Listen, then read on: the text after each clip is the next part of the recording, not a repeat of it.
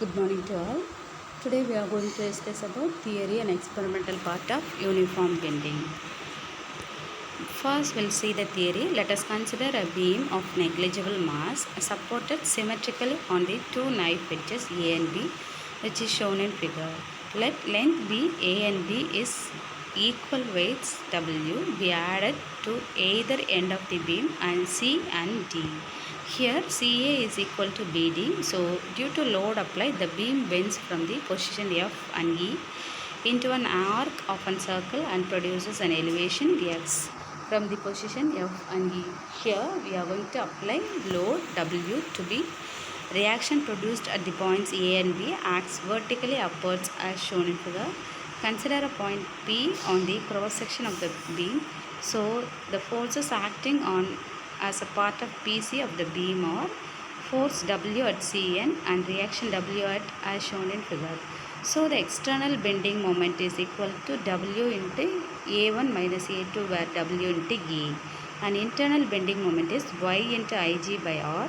Under equilibrium condition we have external bending moment is equal to internal bending moment. So WA is equal to YIg by R. Since for a given load W, Ig, Y and R, the bending is called uniform bending. Here it is found that the elevation X forms an arc of circle of radius R, which is shown in figure.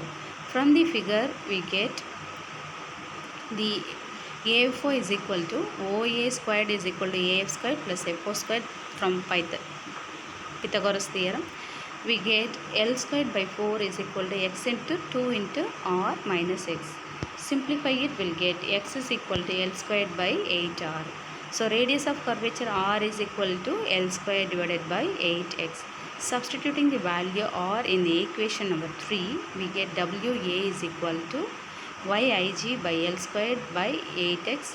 So the elevation at a point E above A is known as WAL squared divided by 8 into Y into Ig. Now we will move on to the experimental determination part. Here the bar is fixed and a weight hangers are suspended evenly on both sides of the beam. Here a pin is fixed vertically at the middle of the beam and travelling microscope is focused on the beam. The microscope is adjusted such that the horizontal cross wire coincides with the tip of the pin and the initial readings of the microscope is taken. Now we are going to add weight evenly on both the weight hangers. Then we are going to take the readings. In such a case, weight is added continuously on both the sides and the pin is adjusted and the values are taken.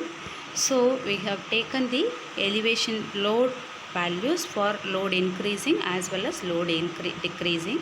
From that we can calculate the mean value, and from mean elevation we can get the Young's modulus of the beam by uniform bending. In this we have seen the theory and experimental part of uniform bending method of calculating Young's modulus of a given beam.